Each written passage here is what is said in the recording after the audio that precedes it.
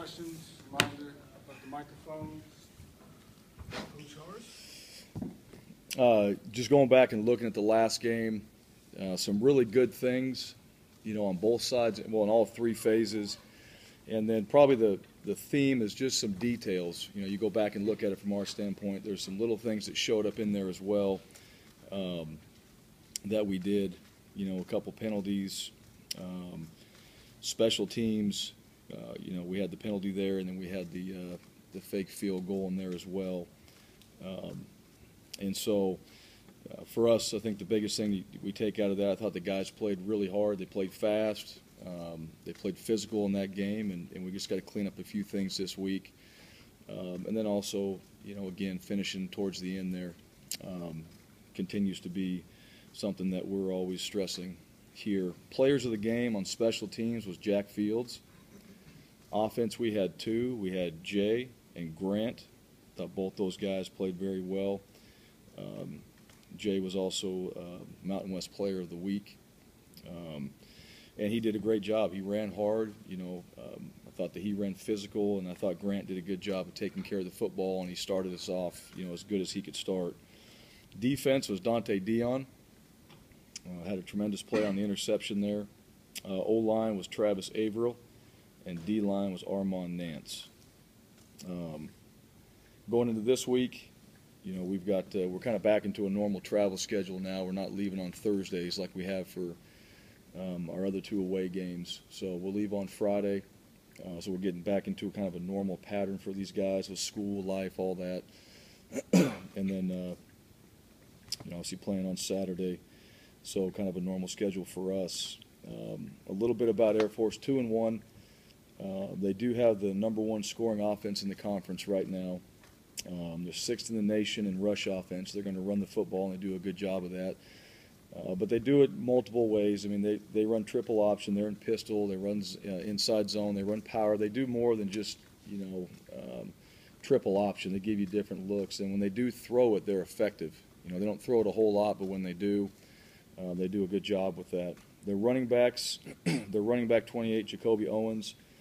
He's #1 in our league right now, running the football. Wide receiver #9, Jalen, big physical, good speed. He's got 20 yards per catch, so he's been productive and explosive. And they'll use some up-tempo and various groups, so they do mix it up. They've blended, what they're doing with some different principles in there. So they got a kind of a unique, on top of being triple option, a way of doing it.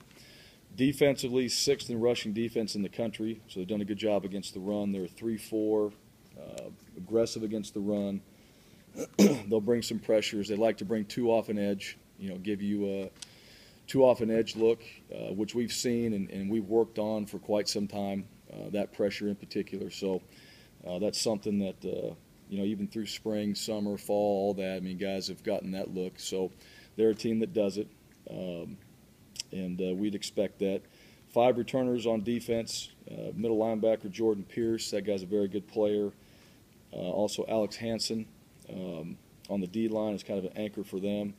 And then Christian Spears, Connor Healy, both those guys, safety and a linebacker, have played very well for them. Each of them are very high in tackles on the defensive side. Special teams, punt return defense, 13th nationally, so they've done some good things there. Net punt, they're 12th nationally, and then we just got to be ready for some different things, on the special teams side of it too, as far as possible fakes and things like that. So we just got to be prepared. But overall, these guys are playing well. They lost to Wyoming is their loss. Played a good Georgia State team.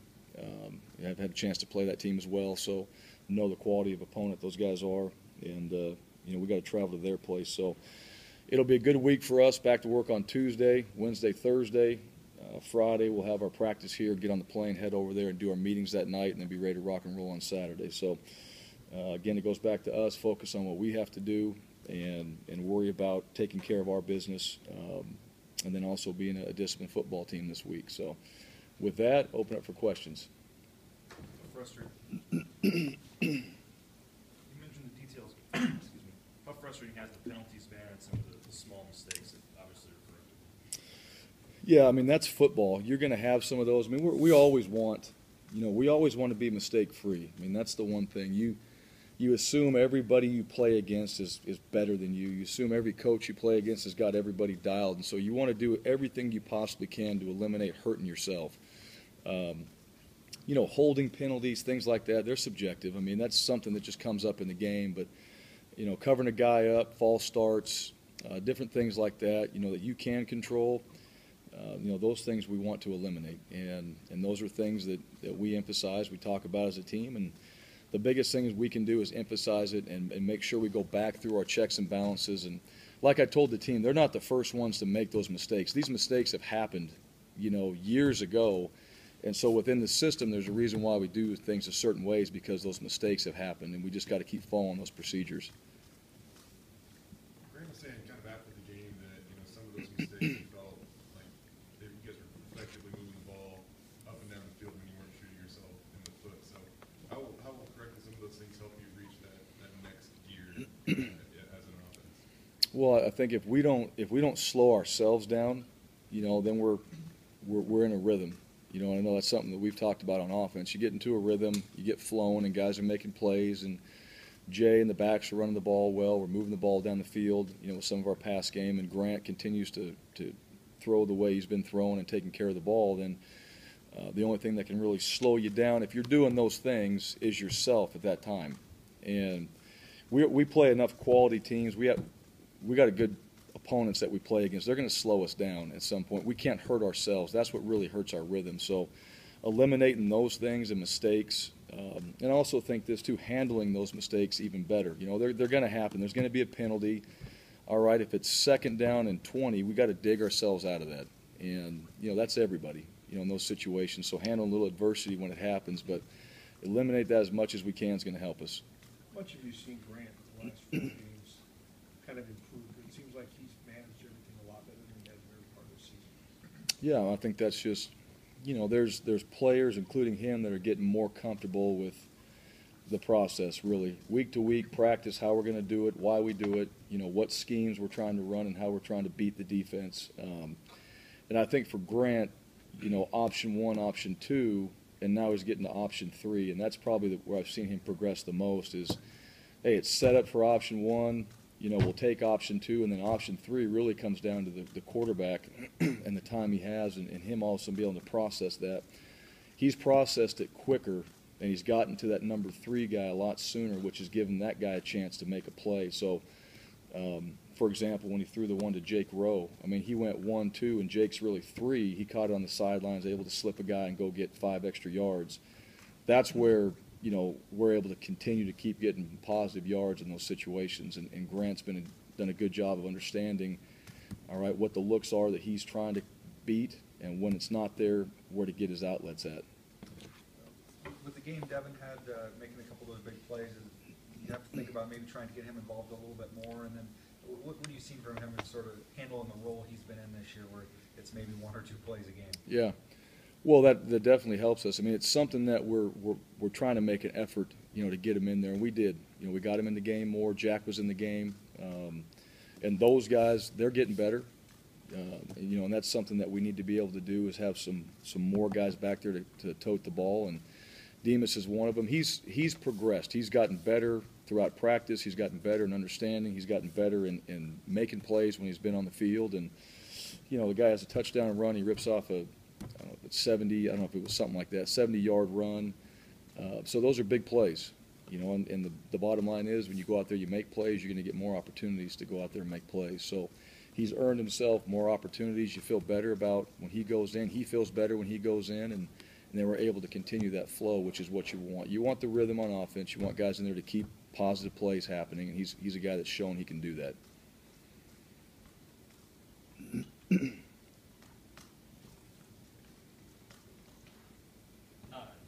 being a former quarterback yourself, do you see any similarities between Grant and maybe the way you played or the way you learned, or do you lean back on when you're coaching? Do you lean back on your past experiences as quarterback?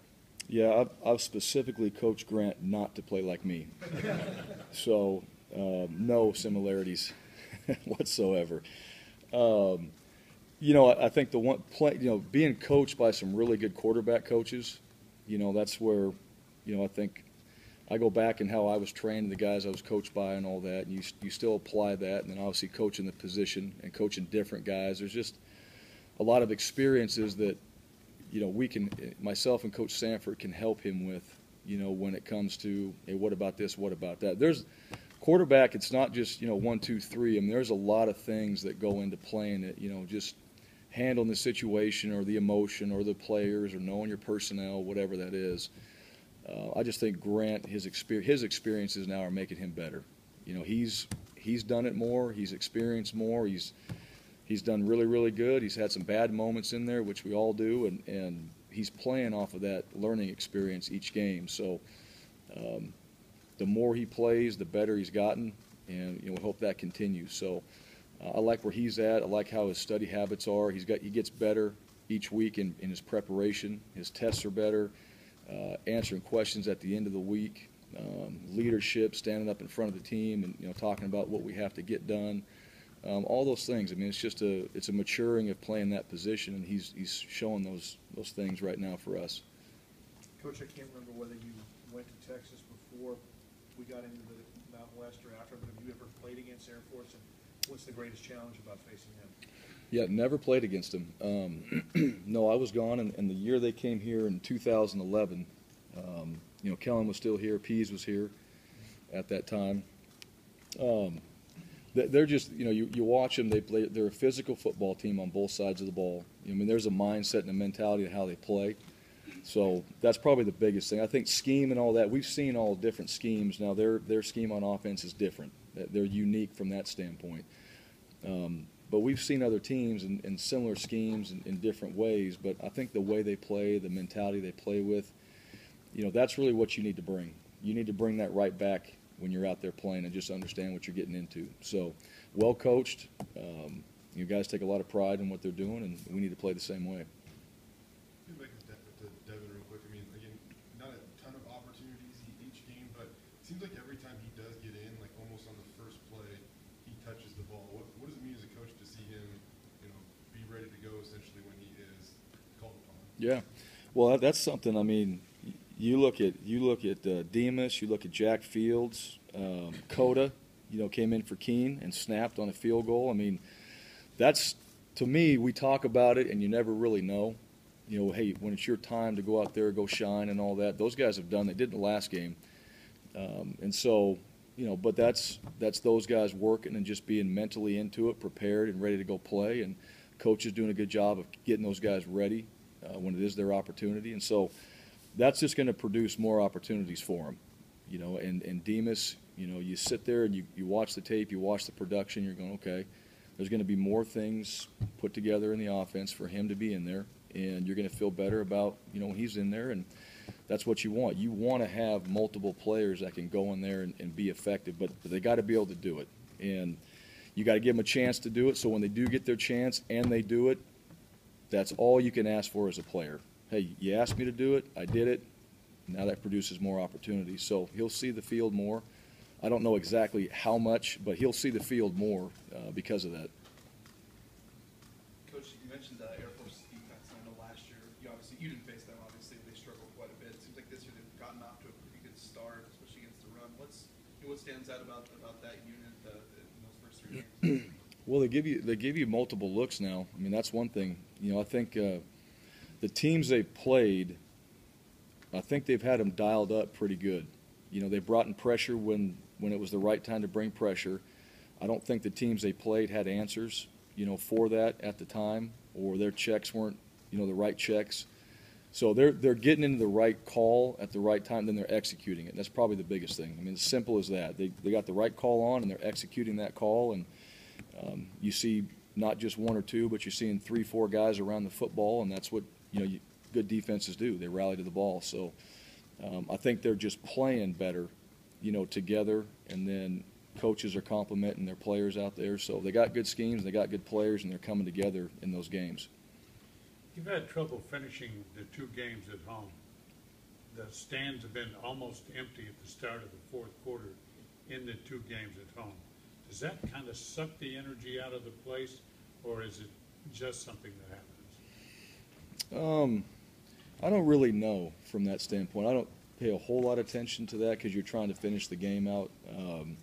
If you're asking if we'd like everybody to be there throughout the game, absolutely. I mean, that's what, for our guys, I mean, they come out there to have the people, the Bronco Nation, to come watch them play. As far as, the energy in the stadium and all that, I mean, that's really on us. We gotta provide that. We're playing, and we can't control those things. That's the one thing. We try not to worry about it. Now, I'm not 18 to 22, so I can imagine some of that does have an effect on those guys as well. But it is what it is. We need to finish. Yeah, you want everybody in there and finish strong with everybody in that stadium. That's the ultimate goal. But bottom line is, we're playing, and when it's 0-0-0-0, that's when it's over. You guys are going to see the option twice a year in this division. I know some coaches try to sprinkle that into spring ball and fall camp. Did you do anything like that? And then you mentioned Coda coming in. Was that because something happened to Keene, or just wanted to get him in the game? Yeah, no.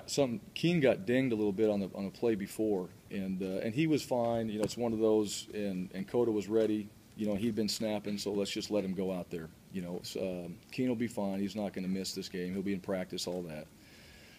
As far as, the option, we worked on some of that in fall camp. Any of those, you see defenses, 3-3 stacks and different type of looks.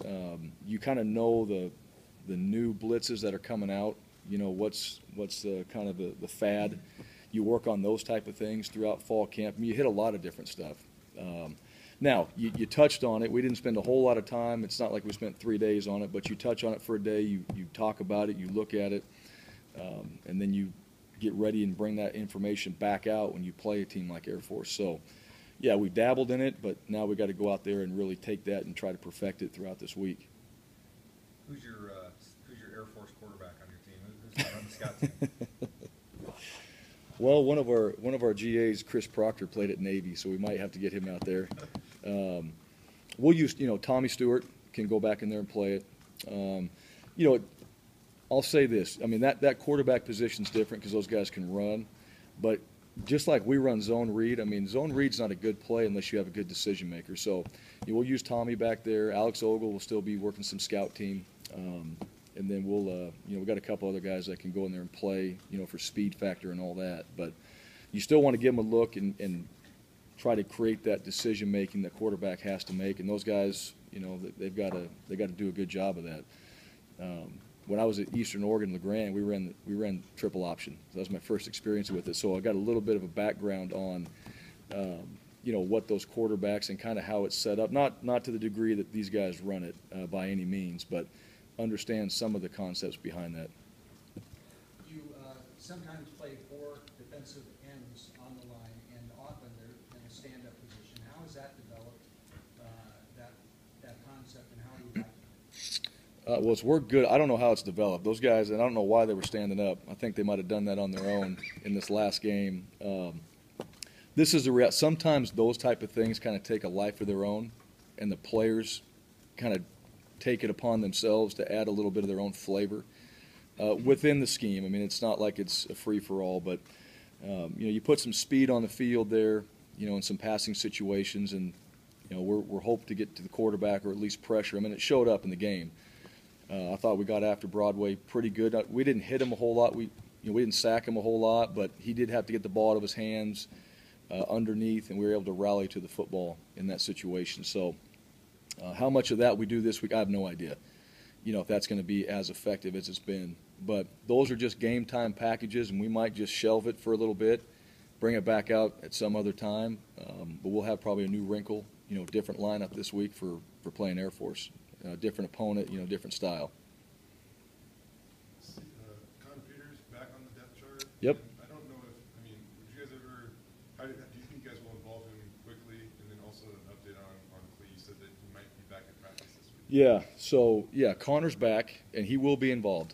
He's been on scout team. He's been playing. He's been prepping and all that. He's been in drills and all those things. So other than actually playing in the game, he's done everything. He will be in the game plan, yes. How much, I don't know, but he will play. So he will be out there, and we will utilize him. Clee, I wouldn't anticipate Clee in this game. we'll see where he's at. You know, he's going to do a little bit of running tomorrow, maybe a little more on Wednesday, but probably he's not going to be ready to go by Thursday or not ready to go for this game. So I haven't seen him today. Don't know how he's feeling. He's feeling a whole lot better, but, you know, the one thing we want to do when a guy gets injured, we want to get him back and get him back for the rest of the season. And so you got to be smart about, you know, when you bring guys back and getting those guys back in the loop. You mentioned after the game Saturday and then again earlier about the normal schedule for the players and their routine with, you know, life and football and all that. Going back to the, you know, Friday travel and then the game's at 5 p.m., so more of a normal time than 8:30. Just all that together, how much does that and will that help? I don't know if the game time necessarily. Obviously, I think that's one thing. You know, Saturday you're going to play at some point. We know that. I think it's more the travel, and I think more about just their academics and all that. I mean, we're about 10 days away from, you know, kind of the first major tests, you know, coming up for these guys, and we want our guys to start really strong, you know, in school when it comes to those first rounds of tests. So, you know, staying up in the classes, staying up on the homework, staying up on the quizzes and different things that they have to do. Leaving on Thursday, that affects them, you know, because you're preparing Wednesday night for leaving on Thursday. Now you're taking away Wednesday night study time for Thursday travel, and you know we want them to, we push as much as we can for them to study on travel. It's hard, you know. I mean, their minds, you know, once you're leaving, that, you know, it's just hard with their minds and all that. But they've done a nice job of staying on track academically. But this gets them into a routine. I just think when you have a rhythm. You feel better, you know, you're going to practice better, you're going to compete harder when just things in your lives are more in order, and that kind of helps us. Coach, I know a lot of players kind of talk about their respect for Air Force, but when you kind of look at, you know, the sort of inherent disadvantages that they have to be able to see that team churn out, you know, a winning team year after year and not, you know, what, as a coach, when you see that, you know, what kind of impresses you most about that ability to do that? What are you asking exactly? Oh, well, you know, with Air Force, you know, the recruiting pool probably is, you know, limited a bit, you know, as opposed to most places. They have red shirt. There's certain things like that kind of work against them. But, you know, as a coach, just kind of see them be a winning program year in, year out. How does that impress you? Yeah, I mean, everybody's got some advantages and disadvantages and all that. Theirs is obviously unique, you know, in those service academies. I got a chance to meet Coach Calhoun and just talk to him, and it's, you know, when you talk to him, you understand that. I mean, he's a leader. He's a good football coach, obviously, and those guys that come in there, there's probably even a different reason why they go to Air Force than most places too. I mean, there's a mentality that they're bringing already when they go there. So, you know, different setup, you know, from a lot of different places, and I think what they do provides some uniqueness. I think the way they play, and they play extremely hard.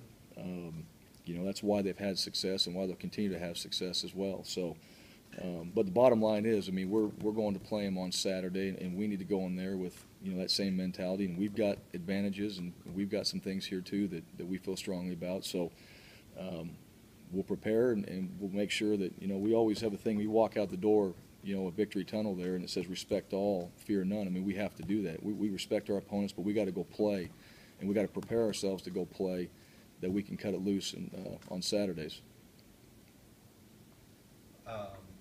So health report, you got Reese, Miller, Iwane, Ware, Shipley, DSG, anything on any of those guys? Yeah, Matt Miller, he'll be practicing this week. He'll be fine. You know, he took a couple big shots in there. I mean, you can see him in the game, and he got up a little bit slow, but you know, he's a tough guy. He'll be rocking and rolling. Expect Jeremy back into practice on Tuesday, ready to rock and roll and get going. Reese, we'll see where he's at today. Anticipate him practicing on Tuesday. I don't know how much at this point. DSG's fine. Yeah, I don't know why he even came out. Yeah, I asked him after, he's like, yeah, I got a little stinger there or something like that. I don't know what he got, because he was, if you're around that kid, he's all smiles and everything was all good. So he'll be back in the lineup. Troy, you know, see if we can't get something done with him on Tuesday. I don't know that yet, of what we're going to be able to do. I don't know if Troy's going to be available to play this week yet. And it's kind of up to, you know, where he's at right now and how he's feeling, most importantly. And Shipley wasn't dressed No, Ship wasn't dressed. I don't know if he'll be practicing this week or not, and we'll know more probably on Tuesday or Wednesday of where he's at this Is that point. a health thing or something else? Little health. Yep. With Reese, you had said after the UConn game that if he wasn't back practicing, then there was something worse than you knew. I mean, was there something worse or just taking longer? No, it wasn't. It's not worse. He's not worse. I think he's just sore, and like most guys, they want to go out there. You want to feel, especially playing tackle, you want to be healthy where you feel like you can move, and you can move at full speed. So he's just not at full speed yet, bottom line. And if he's not, then we've got other guys that we can put in there and play, and Archie and Eli, both those guys can get in there. We'd like to have Reese back. Tuesday we'll know as he gets out there and kind of gets back into the groove a little bit and hitting guys, see how he feels. Wednesday, if he can sustain that all the way through Thursday, then he'll be back in the lineup. And how we put him in will be determined by how he practices this week. But if he's available to play, I expect him to play. You have a chance to see how those safeties did. Obviously, Bell kind of filling in, and then a greater quantity of snaps, obviously, for Dylan as well. How did he handle that? He did well. Yeah, he actually did. He played well. He was focused on the field. I thought, Darian Thompson, he was flying around. He was probably a guy that, for me, showed up quite a bit. He was all over the field now, making plays. Corey, using Corey back in there, and we may still have to do that, so he's already cross-trained to do those things. He'll be fine. But we'll get him back at nickel. That's the plan, and we'll use him at safety if needed. And then, Dylan, it's just a matter of time. He's a 17-year-old freshman, so he's still kind of just getting his feet wet, so to speak, and he's playing pretty good. So he's going to continue to progress, and we still want to keep letting him have opportunities to progress, but put him in situations he can have success, and he's done that. So his confidence is growing as we go. You had a few guys that, Cleishon, Mercy Maston, Tommy Stewart, who have redshirt years available and either, haven't played or have been hurt. Any thought of redshirting any of those guys at this point? No, not at this point. Clee, we want to get back. We want to get him back in the mix. Mercy is feeling really good, and he's probably in a position right now that we can go out and play, but we also want to get him back 100%. He might be 90% right now. But he's a possibility for that, but we want to get him back, and he wants to get back and play. Tommy, it depends on how the season continues, what we want to do with him. We've talked about utilizing him in certain things, haven't gotten to it. So that still remains to be seen what we do there. Dante Dion has made two of the more unique interceptions ever in the past two games. Talk about his athleticism going against guys much bigger than him. And then also, is he okay? He was a little gimpy coming off the field in the fourth quarter. Yeah, he'll be fine this week. Got a little bit banged up.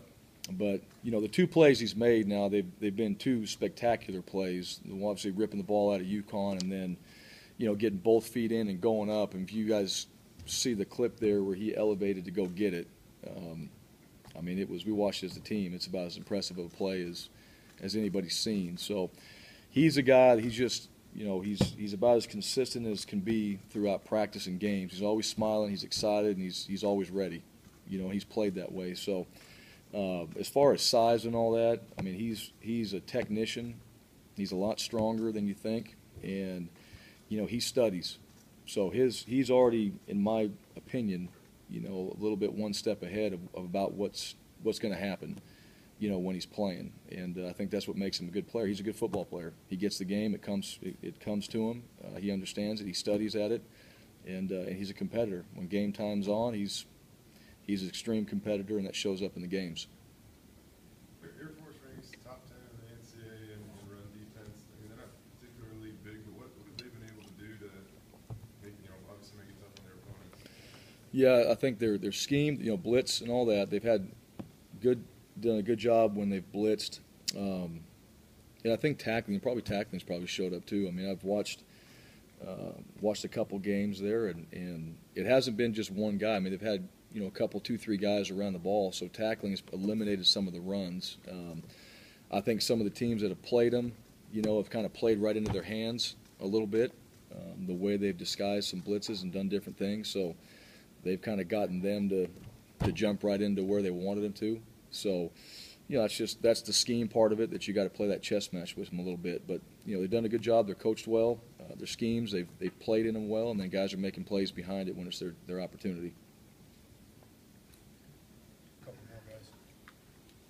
You got Bo Martin going somewhat back home this week, and it seems like he, been a leader out there on the defensive line, been a physical guy, showing up a lot. What have you gotten out of him these first 4 games? Yeah, about everything we could hope for. He's never ever been an effort guy as far as having to coach that, not even kind of. He's into it. I mean, this is, one thing about when you're around Bo, this is really important to him, and not just this game in particular. I mean, just playing is extremely important to him. So I think the best thing that Coach Caldwell's done is just point him in the right direction and cut him loose. And Bo's a guy that studies. But he's a guy that when he talks to guys, because he backs it up with his work ethic and practice off the field, running, lifting, all those things, I think he lives it, and guys respect that. So he's naturally a leader because of that. And when he says something, he also has the knowledge of exactly what he's saying and what the guy needs to hear. So to me, he's one of those, more mature players that you have on your team that really understand and get it, and tries to really be behind the coaches and the themes and all that we have, and promote that, and so he's been good, and it's good to see him have success out there when he plays. I mean, you like to see guys that believe all that and play like that and prepare like that to have success like he's having.